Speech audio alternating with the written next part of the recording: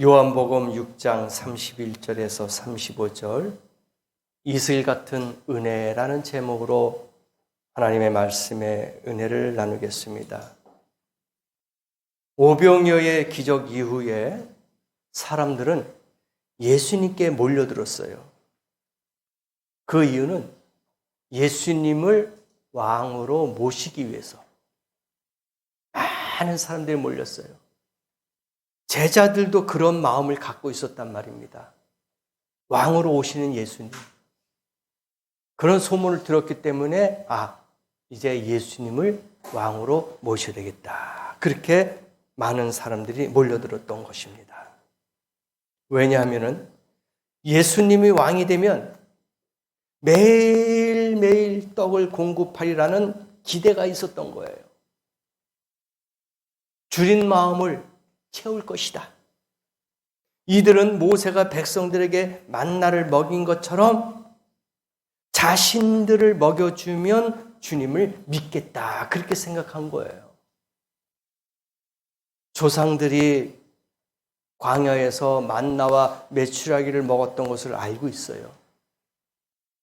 그래서 이제는 예수님을 왕으로 모셔서 그가 우리에게 떡을 주면 우리가 믿을 것이다 라는 그런 기대감을 갖고 예수님 앞에 모인 거예요.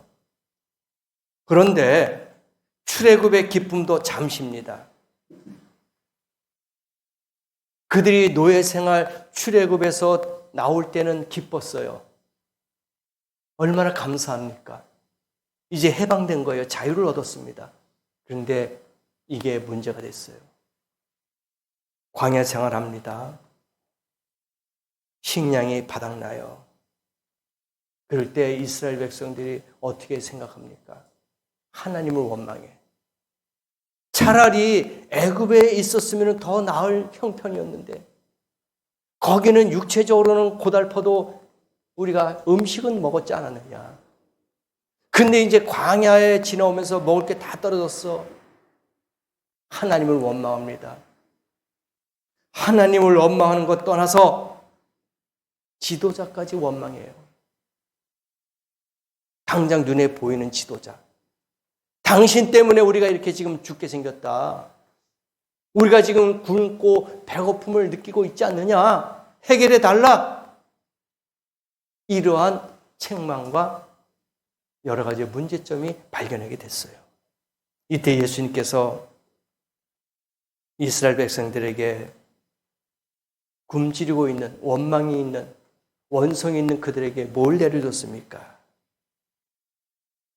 뭘 내려줬다 그랬습니까? 오늘 본문의 말씀 보니까 이슬 같은 걸 내려줬다 그랬어요. 응? 광야에서 우리 조상들이 뭘 먹었다 그랬습니까? 만나를 먹었습니다. 31절에 나오잖아요. 조상들은 광야에서 만나를 먹었나이다. 근데 지금은 그들이 원망해요. 우리에게 먹을 걸 주세요. 떡을 달라 이거예요. 양식을 달라 이겁니다. 그래서 예수님께서는 떡과 양식을 주기 전에 그들이 육신적으로 생각하기 전에 영적인 것을 말씀해 주신 거예요. 출애굽기 16장 13절에서 14절 보니까 이스라엘 백성들에게 이슬 같은 것을 내려주는데 이 이슬이 마르자 그 속에 밀가루 같은 가루가 나왔는데 그게 뭐였습니까? 만나였어요. 아주 달콤한 그런 만나였단 말입니다. 만나는 그들의 원망의 소리를 잠재운 거예요. 그렇죠? 그들이 지금 원성의 소리가 막 납니다. 잘못하면 큰 사고, 사건이 생길 것 같아요. 그럴 때 이슬 같은 것을 내려주신다 그랬습니다. 출애굽기에. 근데 이 이슬이 싹 말라보니까 그 안에서 아주 달콤하고 맛있는 그런 만나가 나오게 된 거예요. 그들이 그것을 먹고 지도자를 원망하는 것이 끊겼습니다. 이게 바로 하나님의 은혜예요. 이들을 향해서 하나님의 사랑과 은혜가 내려주신 줄을 믿습니다. 오늘 이 아침에도 우리는 원망의 소리를 할 때가 있어요. 하나님 앞에 불평불만할 때가 있단 말입니다. 하나님, 우리에게 왜 이런 어려움과 고통이 있습니까? 우리에게 필요한 것을 좀 공급해 주세요. 원망한 소리를 왜 안 합니까? 합니다. 그럴 때 하나님은 그들에게 이슬 같은 것을 내려주신다 했습니다. 오늘 이 아침에도 하나님이 우리에게도 이와 같이 이슬 같은 사랑과 은혜가 임할 줄 믿습니다. 만족한 거예요. 은혜는 만나처럼 보이지 않게 내리는 이슬 같은 것이라고 우리는 생각해야 될 줄 믿습니다. 하나님의 음성과 하나님의 은혜가 오늘도 만나와 같이 새벽 이슬과 같이 내리기를 원합니다. 그게 응답이에요. 그런데 보세요. 만나는 누구에게나 풍족하게 필요한 만큼 다 임하게 되었었어요. 누구든지 공평하게. 오늘 이 아침에 여기 앉아있는 모든 분들에게 하나님의 은혜와 사랑이 공평하게 임할 줄 믿습니다. 편견을 갖고 하나님이 주시는 게 아니에요. 이슬은 만나는 그 유대 백성들이 광야에서 모든 사람들이 다 느낄 수 있도록, 다 만족할 수 있도록 내렸단 말입니다. 그런데요, 문제가 있었습니다. 딱 하루 이상은 없었어요. 오늘만 만나가 내리고 내일 것까지 주시지는 않았습니다. 당일날만, 그날만 주신 거예요. 근데 이스라엘 백성들은 생각해 보세요. 광야에서 먹을 것이 없으니까 내일 것도 걱정이 되는 거야. 거기서는 어떤 식량을 조달할 수 있는 방법이 없어요. 그래서 막 담아요, 그릇에다. 내일 것까지 먹어야 되겠다. 그런 욕심이 생긴 거예요. 하나님은 오늘의 족한 것을, 오늘의 만족한 것을 다 내려주셨는데, 근데 유대인들, 이스라엘 백성들은 그게 아니었어요. 어차피 내일도 양식이 없을 건데 오늘 걷어서 내일 것까지 먹자 해가지고 다 가져갔습니다. 먹을 수 있었을까요? 아닙니다. 그 다음날에 먹으려고 보니까 다 상했어요. 곰팡이가 쓴 겁니다. 그 여름, 그 더운 광야에서 음식이 저장할 만한 냉장고는 없는데 그게 있겠습니까? 다 상해버린 거예요. 무슨 뜻일까요? 욕심 부리면 안 됩니다. 주님 앞에서는 모든 것이 감사가 되고 모든 것이 풍족하고 만족함이 될 줄 믿습니다. 욕심 부리면 안 돼요. 은혜는 많고 적음이 아닙니다. 골고루 은혜의 단비가 내리듯이 모든 사람들에게 다 내리게 되어 있어요. 받는 사람이 많다고 하나님의 은혜가 적을까요? 50명, 100명, 1000명 있다고 생각합시다. 그럼 하나님이 50명 준 것을 1000명에다가도 50명분을 줄까요? 아닙니다. 골고루 모든 사람이 다 만족하게 은혜스럽게 받기 위해서 하나님이 다 풍족하게 주시는 줄 믿습니다. 여러분의 삶 가운데도 마찬가지예요. 부족하다고 생각하지만 하나님은 만족하게 주신 거예요. 우리의 욕심 때문에. 욕심이 과하니까 만족함이 없는 거예요. 그래서 하나 갖고 싶은 사람이 2개 갖고 싶고 3개 갖고 싶고 그런 거 아니겠습니까? 오늘 아침에 욕심을 버리시기 바랍니다. 하나님의 은혜는 부족함이 없는 줄 믿습니다. 만족하게 주님이 이 아침에 우리에게 각자 거기에 맞는 은혜를 주실 줄 믿습니다. 이게 하나님의 은혜예요. 그런데 예수님이 대화하는 가운데 이런 말을 했어요. 제자들이, 우리 조상들이 광야에서 지금 만나를 먹었는데 우리에게도 좀 주세요. 은혜와 사랑을 주시고 만나 같은 것을 좀 주세요 할 때 32절에 예수님께서 말씀하셨어요. 내가 너희들에게 진실로 정말 참으로 말하겠다. 너희에게 말하는 건데 하늘에서 내린 떡은 모세가 준 게 아니야. 그때 당시 지도자 모세가 너희들이 착해서 마음에 들어서 준 게 아니야. 이것은 하늘에서 하나님께서 하늘에 계신 아버지께서 내린 참떡을 너희에게 주셨다. 그건 비유로 예수님을 비유로 말씀하신 거예요.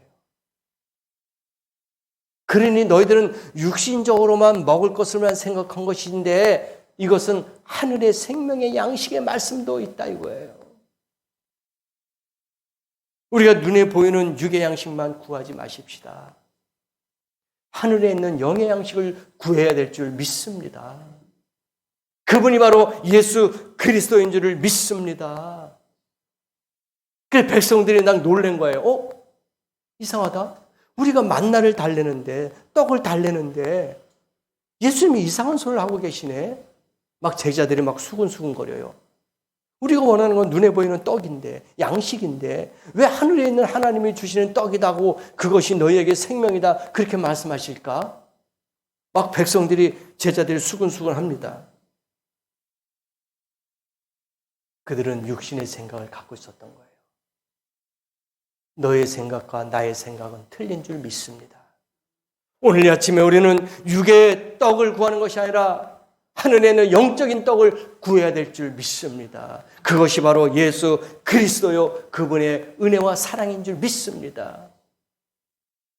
목마르지 않을 거예요. 배고프지 않을 겁니다. 영의 양식을 구하세요. 하나님의 은혜가 우리를 천국으로 영생으로 인도하실 줄 믿습니다. 그래서 예수님은 우리에게 은혜로 내려준 생명의 양식이란 얘기예요. 양식이에요. 내 살과 피는 영원한 양식, 언약의 양식입니다. 생명의 양식입니다. 내가 주는 물은 영원히 목마르지 않을 것이라 했습니다. 사람이 떡으로만 살 것이 아니요 하나님의 말씀으로 살 것이라고 말씀하셨습니다. 그래서 예수 그리스도 외에는 우리에게 영생이 없다는 것을 알려주고 있는 거예요.